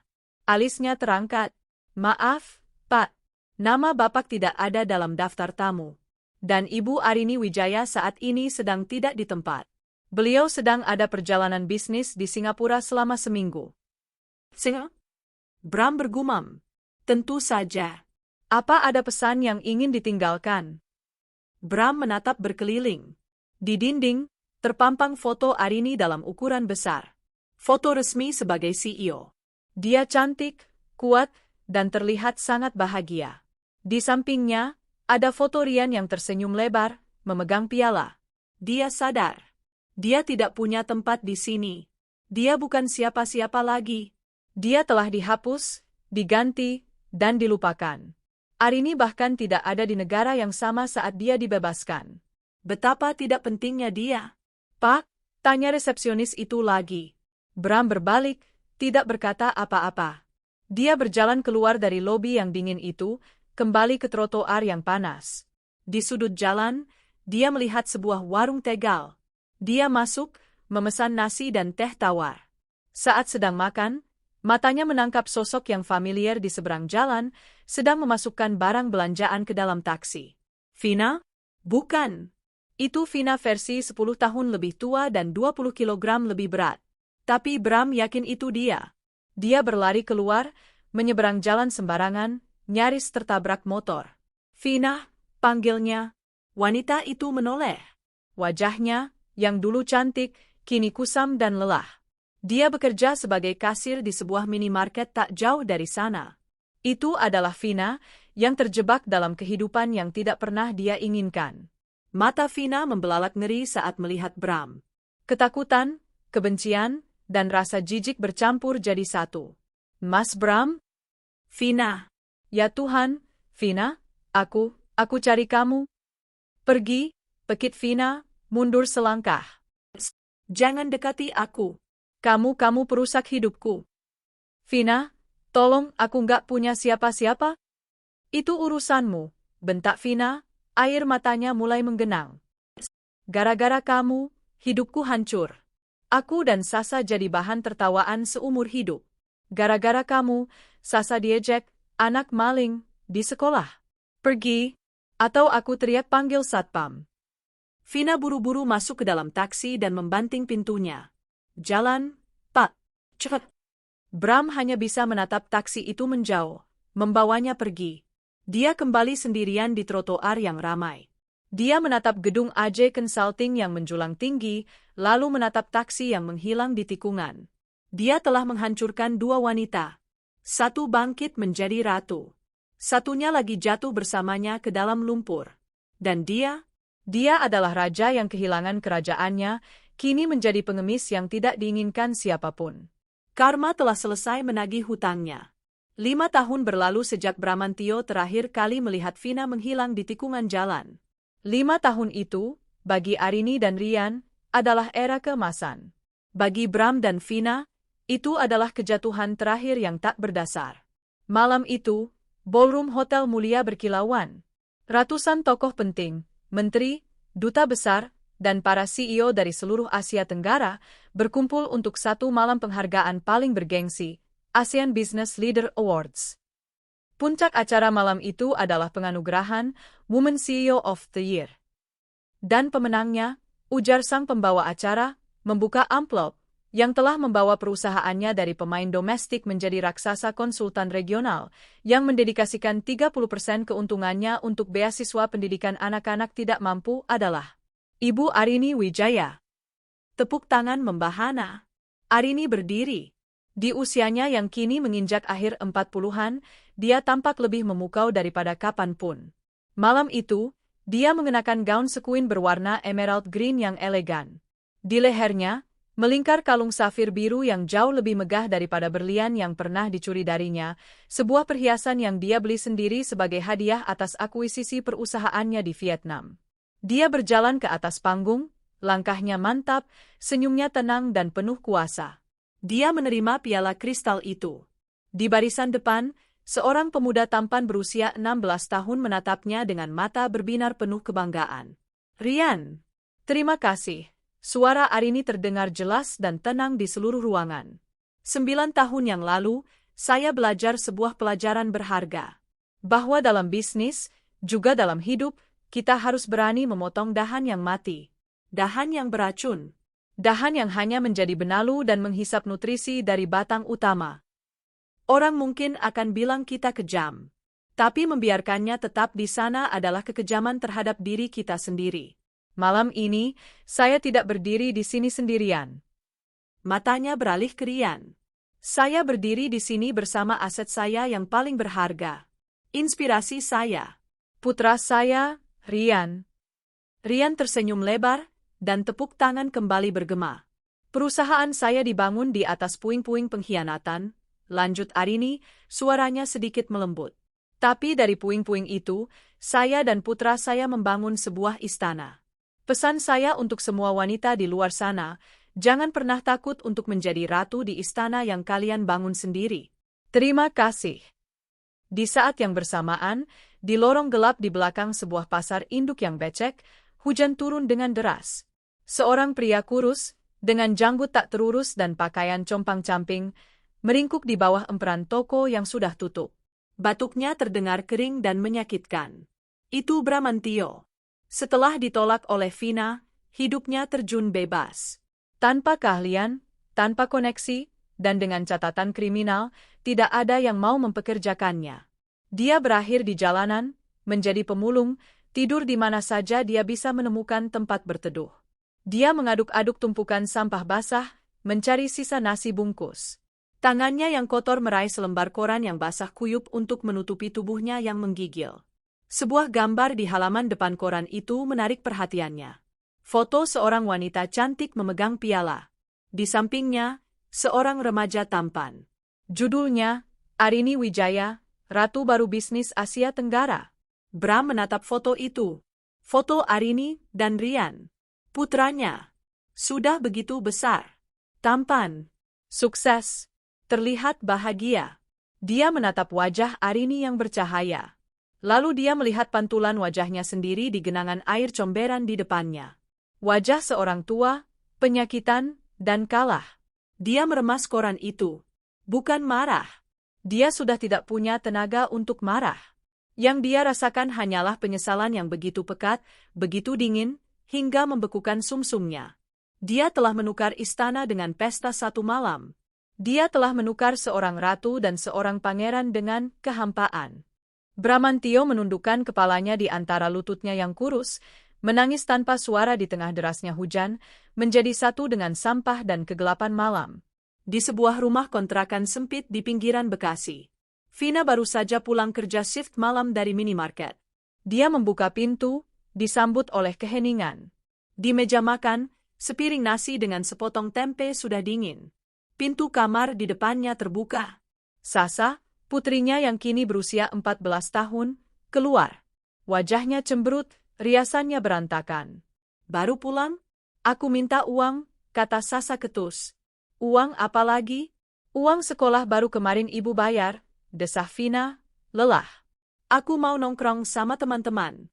Mereka semua pakai baju baru. Aku pakai baju ini terus. Malah? Sasa, ibu nggak punya uang. Halah? Sasa membentak. Itu kan gara-gara ibu. Coba dulu ibu nggak gatel sama suami orang. Coba ibu nggak jadi pelakor Grand Reel. Plak, tamparan Vina mendarat di pipi Sasa. Tapi Sasa tidak menangis. Dia justru tertawa sinis. Kenapa? Marah? Itu kenyataannya. Semua teman-temanku sudah lihat video ibu nangis-nangis dilucuti polisi. Memalukan. Aku benci hidup kayak gini. Aku benci ibu. Sasa mendorong Vina hingga terhuyung, lalu berlari keluar rumah, membanting pintu. Vina terduduk lemas di lantai. Dia menangis. Jeritan Sasa di restoran 9 tahun lalu kini telah berganti menjadi jeritan kebencian dari putrinya sendiri. Trauma itu berputar, dan kini dia yang menuai badainya. Karma telah memastikan penderitaannya tidak akan pernah selesai. Di penthouse-nya, Arini berdiri di balkon. Piala penghargaannya sudah dia letakkan di rak, di samping piala-piala milik Rian. Dia menatap gemerlap lampu Jakarta. 9 tahun lalu, dia menatap kota yang sama setelah naik angkot dengan hati hancur dan dompet kosong. Malam ini, dia menatap kota itu sebagai pemiliknya. Dia tidak lagi memikirkan Bram. Dia tidak lagi memikirkan Vina. Mereka bukan lagi bagian dari ceritanya. Mereka hanyalah dahan mati yang telah lama dia pangkas, dan kini telah membusuk menjadi tanah. Dia meraih ponselnya. Membuka galeri. Foto favoritnya. Dirinya dan Rian, tertawa di depan Menara Eiffel saat liburan musim panas lalu. Dia tersenyum. Dia telah mengurus perusahaannya. Dan dia telah mengurus putranya. Sendirian. Dengan sangat baik. Dia menutup matanya, menghirup udara malam yang segar. Dia tidak hancur. Dia tidak jatuh. Dia telah menang. Secara mutlak. Waktu adalah penyembuh sekaligus pengikis. 6 tahun lagi telah berlalu sejak malam penganugerahan ASEAN Business Leader Awards. Total 15 tahun sejak hari di mana Bram meminjam mobil Arini untuk menjemput Rian. Jakarta telah banyak berubah, begitu pula dengan para pemain dalam drama ini. Rian Wijaya kini berusia 21 tahun. Dia tumbuh persis seperti yang diharapkan Arini, cerdas, berkarisma, sopan, namun memiliki ketegasan dan mata yang tajam seperti ibunya. Dia adalah mahasiswa terbaik di Fakultas Bisnis universitas paling bergengsi dan sudah dipastikan akan menjadi penerus takhta AJ Consulting. Arini, di usianya yang menginjak 50-an, justru tampak semakin bercahaya. Dia telah sedikit mengurangi kesibukannya, mendelegasikan lebih banyak tugas operasional untuk menikmati hasil jerih payahnya. Dia lebih sering bepergian dengan Ryan, bukan untuk bisnis, tapi untuk liburan, menjelajahi Antartika, menikmati cherry blossom di Kyoto, atau sekadar bersantai di villa mereka di Bali. Dia telah menemukan kedamaian. Vina dan Sasa, kabar mereka hilang ditelan bumi. Setelah Sasa kabur dari rumah pada usia 16 tahun, Vina menyerah. Dia berhenti dari pekerjaannya di minimarket dan, menurut gosip tetangga terakhir, menjadi buruh cuci yang berpindah-pindah, bayangan dari wanita cantik yang pernah bermimpi menjadi ratu. Dan Bramantio, dia adalah hantu. Suatu sore di akhir pekan, Ryan sedang mengemudikan mobil coupe elegannya sendiri, hadiah ulang tahun ke-21 dari Arini, dalam perjalanan pulang ke penthouse mereka. Hujan rintik-rintik baru saja reda, membuat jalanan basah dan udara sejuk. Dia berhenti di sebuah persimpangan lampu merah di area Grogol, sebuah kawasan yang ramai dan agak kumuh. Saat sedang menunggu, matanya tanpa sengaja tertuju pada seorang pria yang terbaring di trotoar, bersandar di dinding ruko yang kotor. Pria itu tampak sangat sakit. Tubuhnya kurus kering, terbungkus kardus bekas. Kakinya bengkak dan penuh luka borok. Dia batuk tanpa henti, batuk kering yang menyakitkan. Bukan rasa iba yang membuat Ryan terpaku, tapi sesuatu yang familiar di wajah tirus itu.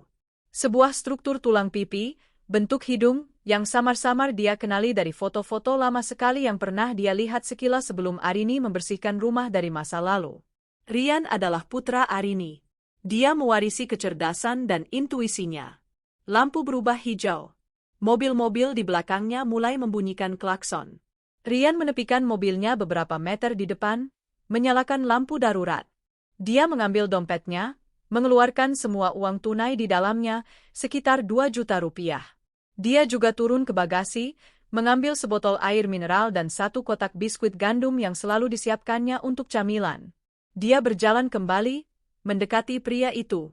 "Permisi, Pak," kata Ryan pelan. Pria itu mengangkat kepalanya dengan susah payah. Matanya yang keruh dan berair menatap Ryan. "Itu dia, Bramantio." Bram tidak mengenali Ryan. Bagaimana mungkin? Di matanya, yang dia lihat hanyalah seorang pemuda kaya raya, bersih, wangi, yang mungkin kasihan padanya. Dia mengulurkan tangannya yang gemetar, berharap diberi beberapa lembar ribuan. "Kan, Mas. Belum makan?" Desis Bram, suaranya nyaris tak terdengar. Ryan menatap pria yang adalah ayah biologisnya. Pria yang meninggalkannya menangis di pos satpam sekolah belasan tahun lalu. Pria yang mencuri dari ibunya.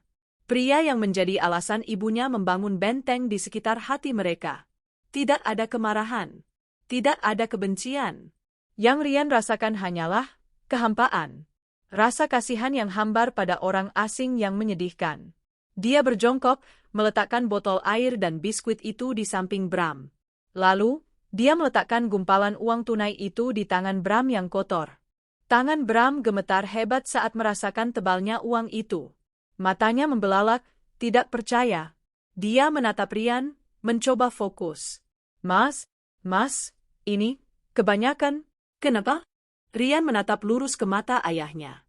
"Anggap saja ini bayaran untuk pelajaran terpenting dalam hidup saya, Pak," kata Ryan, suaranya tenang. "Pelajaran apa?" bisik Bram. "Pelajaran tentang bagaimana menjadi pria yang tidak seperti Anda." Bram tertegun. Ada sesuatu dalam suara pemuda itu. Dia menatap wajah Ryan lebih lekat. Mata itu, dia kenal mata itu. Itu mata Arini. "Ryan?" desisnya, suaranya tercekat oleh kengerian dan harapan yang mustahil. Ryan?" Ryan tidak menjawab. Dia hanya berdiri, menatap pria itu sesaat, lalu berbalik dan berjalan kembali ke mobilnya tanpa menoleh lagi. Dia masuk ke mobil, menutup pintu, dan duduk terdiam selama 1 menit penuh. Dia tidak menangis. Dia hanya menarik napas panjang, lalu menyalakan mesin dan melaju pergi, meninggalkan masa lalu ibunya di trotoar yang basah. Malam itu, di balkon penthouse mereka, Arini dan Rian minum teh melati. "Ma," kata Rian tiba-tiba. "Aku ketemu dia hari ini." Arini berhenti menyesap tehnya. Dia tidak perlu bertanya, dia siapa. "Oh ya? Di mana?" "Di Grogol. Di jalanan." Dia kelihatannya sakit parah, "Emma." Arini terdiam, menatap gemerlap lampu kota di bawah mereka. "Lalu? Aku kasih dia uang. Dan biskuit." Arini menoleh menatap putranya. Ada senyum lembut di bibirnya. "Kamu melakukan hal yang benar, sayang." "Mama nggak marah." "Marah?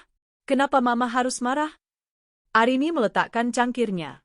"Bramantio sudah bukan siapa-siapa bagi kita, Rian. Dia sudah jadi debu. Kamu memberi sedekah pada pengemis yang sakit. Itu menunjukkan Mama berhasil mendidikmu. Mama bangga padamu." Rian tersenyum. "Dia mengenaliku, Ma. Tepat sebelum aku pergi." Arini mengangguk. "Bagus. Biarkan itu jadi pikiran terakhirnya." Bahwa putra yang dia telantarkan, kini berdiri di atasnya, memberinya sedekah. Itu adalah penutup yang jauh lebih adil daripada penjara manapun. Arini merangkul bahu putranya. "Sudah. Jangan dipikirkan lagi. Dia sudah selesai. Cerita dia sudah tamat. Cerita kita baru saja dimulai. Besok kamu jadikan presentasi soal proposal ekspansi ke Australia di depan Dewan Direksi." Rian menatap ibunya, bayangan pria di trotoar itu memudar dari benaknya, digantikan oleh semangat dan ambisi. "Tentu saja, Ma. Aku sudah siapkan datanya. Mereka akan terkesan." "Mama tahu," kata Arini, tersenyum bangga. Mereka berdua menatap cakrawala.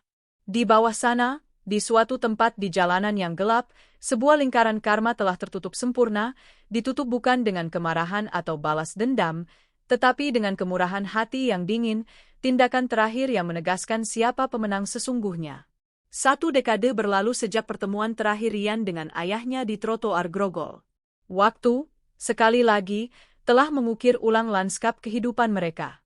AJ Consulting kini adalah sebuah nama besar di Asia Pasifik, sebuah raksasa yang menara kacanya menjulang di jantung distrik bisnis Jakarta, Singapura, dan Sydney. Di ruang rapat Dewan Direksi di lantai 50, Rian Wijaya, kini 31 tahun, tajam, berwibawa, dan mewarisi tatapan mata ibunya yang taktis, duduk di kepala meja. Dia adalah CEO. Di hadapannya, para direktur senior sedang berdebat sengit. Di layar, terpampang proposal akuisisi dari sebuah startup teknologi yang sedang naik daun. Valuasi mereka meroket dan pendirinya sangat karismatik. Semua orang di ruangan itu, kecuali Rian, terbuai oleh pesonanya. "Ini kesempatan emas, Rian," ujar salah satu direktur. "Kita harus bergerak cepat sebelum mereka diambil kompetitor. Lihat profil pendirinya, dia jenius." Rian terdiam. Dia membolak-balik laporan keuangan startup itu. Semuanya tampak sempurna. Terlalu sempurna. Pendiri yang karismatik, pertumbuhan yang eksplosif, sesuatu dalam dirinya berteriak, bahaya. Itu mengingatkannya pada sesuatu. Sesuatu yang sudah lama sekali. Seorang pria dengan senyum manis yang menjanjikan bulan dan bintang. "Tidak," kata Rian, suaranya tenang namun memotong semua perdebatan. "Tunda proposal ini." "Apa? Rian, kita akan kehilangan momentum." "Saya bilang, tunda," ulang Rian, matanya kini sedingin baja. "Saya mau tim investigasi internal kita membongkar setiap transaksi mereka. Lacak aliran dananya. Saya tidak mau membeli kucing dalam karung hanya karena karungnya berkilau." Para direktur terdiam. Mereka tahu, keputusan CEO mereka, walau masih muda, adalah mutlak.